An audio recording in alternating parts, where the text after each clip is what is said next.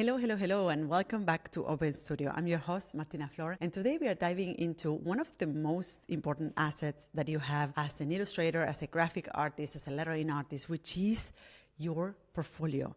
And we're going to dive into one of the most frequently asked questions that I get, which is, how do I build that portfolio? How should it look like? And also, when is the right time to start? And I want to tell you that it's never too early to start. And today we are diving into the most essential parts that your portfolio needs to have. And also I'm going to share with you a very efficient strategy that I used in the beginning of my career to launch my career as a lettering artist, even before having any client, to build my portfolio even before having any client assignment. So stick around for that. And whether you're just starting or looking to revamp your existing portfolio, this episode is really packed with practical insights, and it's also going to help you create that portfolio that gets you hired. And before we dive in, I want to remind you that this episode is part of a series of episodes where I answer some of the most frequently asked questions about lettering and how it looks like to build a career in lettering design. If you cannot wait for me to deliver all of the following episodes and you want to dive in and have all your questions answered, I want to invite you to download a free guide that I put together, which is called Lettering Success Secrets. You can download it for free. You can go to martinaflor.com/guide. This guide answers 10 of the most frequently asked questions about lettering and also shares some stories of my own journey as a lettering artist and also of the work I have done with hundreds of students inside my programs. So I invite you to download it. If you cannot wait for the next episodes to drop, you can go to martinaflor.com/guide. Welcome to Open Studio Podcast, space for lettering artists, illustrators, and creatives who are determined to thrive in their passion. I'm Martina Flor, and I've been through the ups and downs of building a successful creative business. From struggling to make ends meet to achieving my dream of becoming an award-winning lettering designer, I've learned valuable lessons along the way. Now, I'm here to share those lessons, strategies, and tips so that your journey can be smoother. Whether you're looking to turn your passion into a career or want insights to boost your creative business, this podcast is your guide. Join me on the Open Studio Podcast and let's make your creative dreams a reality.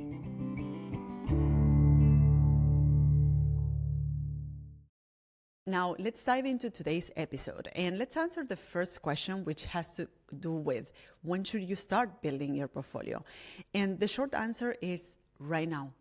Really, right now. Even if you're just starting, even if you're just starting to create your first pieces of work, then this is the right time to start. It's never too early to start building your portfolio. In fact, I recommend starting from day one. Many lettering artists and graphic artists make this mistake of practicing endlessly without ever putting together a proper body of work, without ever finishing any piece of work. And they accumulate piles of unfinished sketches, but never treat their work as something worth showcasing. So here's what you need to do instead. You need to treat every piece of work that you start as a professional project. So instead of practicing, set clear parameters for each piece of work that you create. So ask yourself, what is the purpose of this piece? Is this going to be a book cover? Is this going to be a poster? Is this going to be printed on a mug? What is it going to be? Second, who is the audience? Who am I doing this for? Is this intended for kids, for an adult audience? And lastly, what is the deadline? Set yourself a deadline. The moment you start a piece of work, set yourself a deadline. I'm going to finish this in 1 week, in 1 month, but I'm going to complete it. And once the piece is complete, you can add it to your portfolio. You can use an online portfolio, a blog, a Tumblr. You can use your Instagram account to do this and to accumulate all the different pieces of work that you create. I used this exact strategy early on in my lettering journey. So by the time I was ready to launch my career as a lettering artist, 50% of the work was done.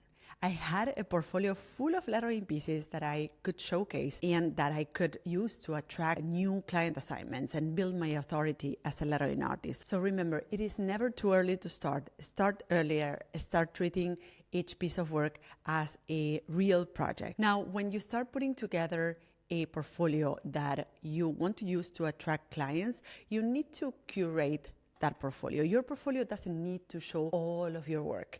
It just needs to show the right work.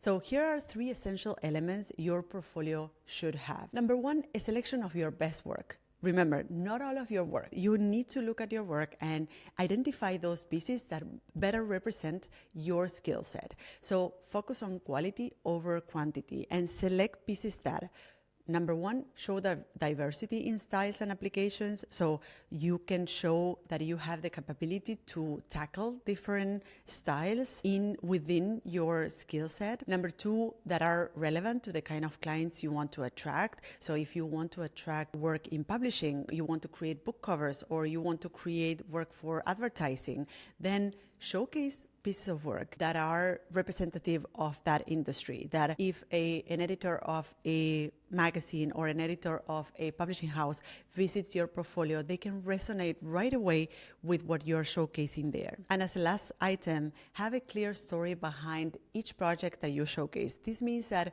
when you showcase a project, explain briefly what the briefing was about, what your creation process was about, and of course, name all the people involved in that project. I always like to remind graphic artists and designers that their work is not just a collection of pretty pictures. Their work is a collection of concepts that are executed as a graphic piece, but there's a lot of thought behind it. There's ideas behind it that needs to be clarified for potential clients to understand what your thought process was behind a certain piece of work, artwork, illustration, or lettering piece. Now, I know you may be wondering, hey, Martina, I don't have any clients, so how can I explain a project? How can I speak about the story behind the project, the briefing, the people involved, if I don't have any client work yet? So I want to invite you to create self-initiated project. This is what I did. In the very beginning of my career, all of my portfolio was populated by self-initiated projects. And a passion project can be as valuable to showcase your skills as a commission one. And I know that when I speak about passion projects, like a myriad of opportunities or possibilities open up for you and you don't know where to start. And I know that some of the biggest challenges of new artists and generally creatives when it comes to creating self-initiated work is to decide what is it that they are gonna draw next. This is why I created a tool that you can use for free. Is a website that you can go to, and it will generate a professional briefing, a professional lettering prompt, so that you can in one click generate that briefing, that prompt for you to start drawing right away. So if you are into lettering and you are wondering what to draw next, what your self-initiated lettering piece should be, then you can use this website. It's called letteringmaker.com.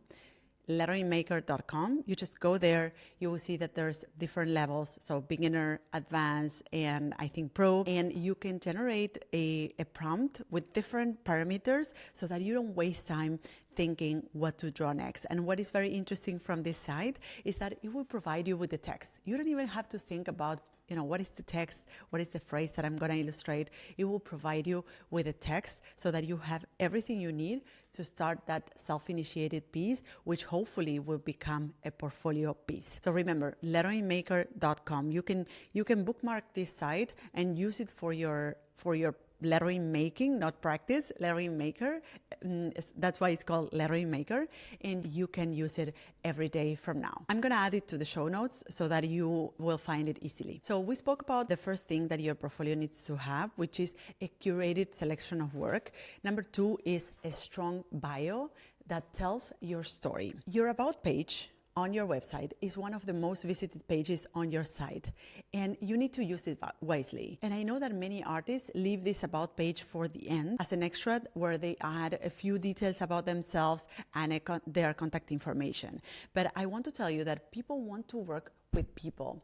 Your potential clients aren't just hiring your skills, they are hiring you. They want to know they want to get an idea of whether you are a good person to work with, if you're friendly, and therefore they're gonna go to, after looking at your portfolio and identifying whether you are a good fit for the project, they're gonna go directly to your bio. So your bio needs to include your journey, and values. So what do you stand for? What are the things that matter to you, and why? How did you come to become a lettering artist, an illustrator, a designer? They also want to know the type of clients you best serve. Who are the people that you want to work with or you have worked with? They want to know that so that they can understand whether you're a good fit for them. And they also want to see you, which is something that many creatives miss to, and they miss to show that there's a real person behind the work. So you want to include a professional profile picture where you are well lit, you're looking like a boss, illustrator, lettering artist, designer, and people can clearly see who is the person behind the work. And you also want to include client testimonials. There's no better way to speak about your work than having others speak about you. Here's a mistake you want to avoid. A lot of artists believe that my work should speak for itself, but it doesn't. Your work doesn't speak for itself. Clients want to know the person behind the work, the concept behind the work, the thought process behind the work. So you need to go that extra mile to explain to them who is the person who is creating that work, what your thought process was, and include details of the project. And remember that including client testimonials is super important to build trust with potential clients. And if you're just starting out and you don't have client testimonials yet, ask for feedback from colleagues or from past employers or even people who have engaged with you in personal projects or collaborators. I'm sure they can give you a few words about how it looks like to work with you. Item number 1, curate your work. Item number 2, elaborate your about section. And item number 3, make your contact information easy to find. So if potential clients that visit your website can find your contact info, they won't be able to hire you.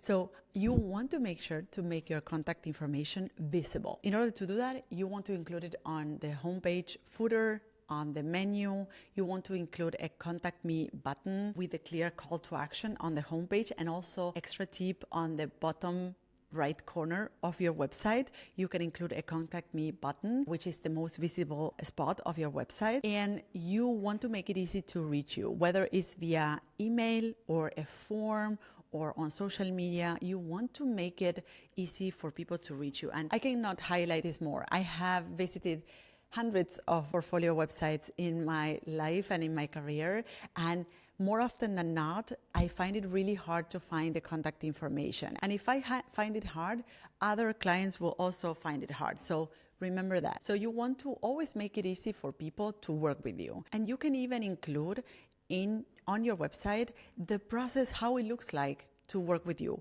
what the process looks like. So you can include a simple how to work with me section on your site that can answer questions up front and convert more clients. So you can include that on your homepage, also on your about page, so that someone that visits your website has an idea of how that looks like. What are the 3 steps that I need to follow to work with you? First, fill in the form. Second, you will receive an answer from me in 24 hours.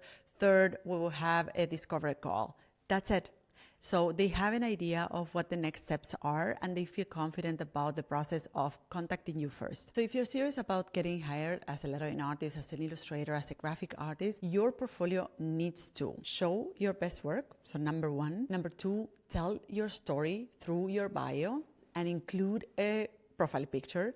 And number 3, make it easy for clients to reach you. It's so simple, but sometimes so hard to implement. So don't forget about that. And also don't forget to grab your free guide, the Lettering Success Secrets Guide, that I have put together for you, where I go even deeper into the parts that your portfolio needs to have, and also all the things that go into building a successful career in lettering design. So you can go to download it now at martinaflor.com/guide. So that's it. Thank you for tuning in to Open Studio. If this episode was helpful, share it with a fellow creative who might need a portfolio refresh or who doesn't know how to get started with their portfolio. I will see you in the next episode. Bye-bye. So this is it. I hope you loved this episode. You can find me, the host of the show, on social networks at Martina Flor on Instagram, Twitter, and Facebook. If you have a question or comments, go to martinaflor.com/podcast, where you can see previous episodes, find show notes, and send voice memos with your comments and questions. You can also watch these episodes on YouTube. Just go to martinaflor.com/YouTube to find them. You can, of course, listen to all our episodes on your favorite podcast platform. If you loved this episode, subscribe to this podcast. And if you leave us a review, it will help others find us.